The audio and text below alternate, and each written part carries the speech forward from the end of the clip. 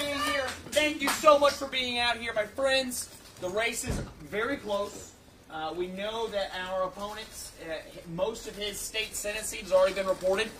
So we're really hopeful that the rest of the votes that are coming in will break our direction. So it's still to be decided, but my friends, I genuinely believe we will take a victory out today. I believe that we will not have a runoff election, and so we should be moving forward to a historic majority to rebuild America and send it back to its former glory.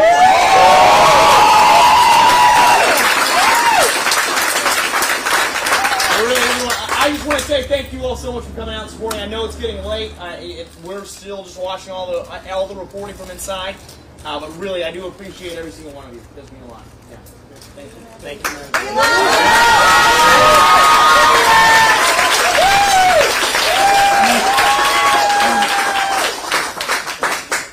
We'll do a quick gaggle real quick, and then some of the supporters from Madison are going to come. Just a few questions, and then we'll break. Any questions?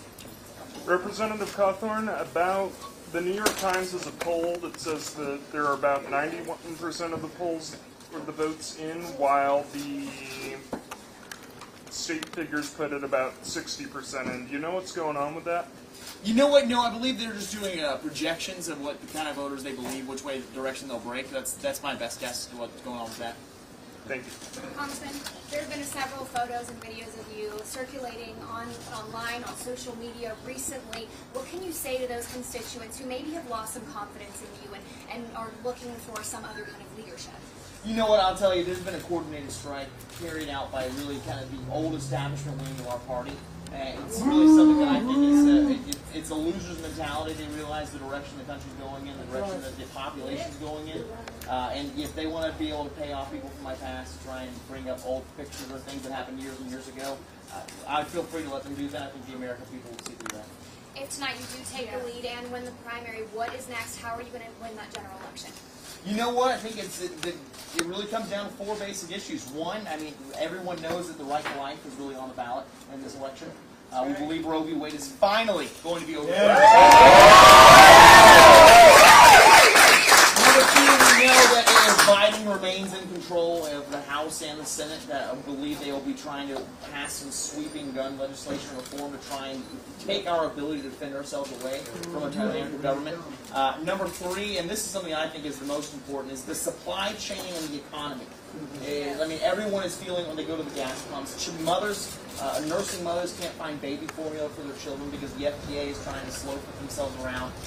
When you see the job market that's going on, you see the housing market that's happening, this means that we need some new form of leadership. And so I believe that the American people are fed up with the one party, one rule for 2 years now, and it's destroyed our country in that record time.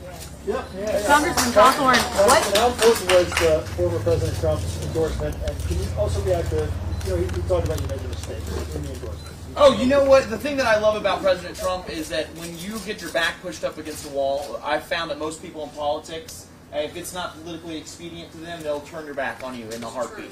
But no matter what you are facing, when Donald Trump has your back, he has your back to the end, and that is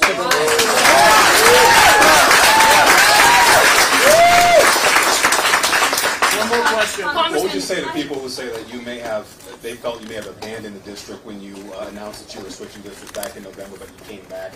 What would you say to those folks who may think that you may have abandoned them and then you're just kind of seeking re-election right now? You know what I will tell you? I think that's a baseless claim. Some of my counties were taken away from me. We saw that we had a person inside of the state legislature who decided to draw himself a district. And I am so sick and tired of politicians using their office for political gain. Because you view this as some form of a stepping stone. And I wanted to say, no, we're not going to have that kind of politics anymore. And so I don't believe that it was an abandonment at all. It was an opportunity to take ground for conservatism. So thank you all. What do you think happened tonight?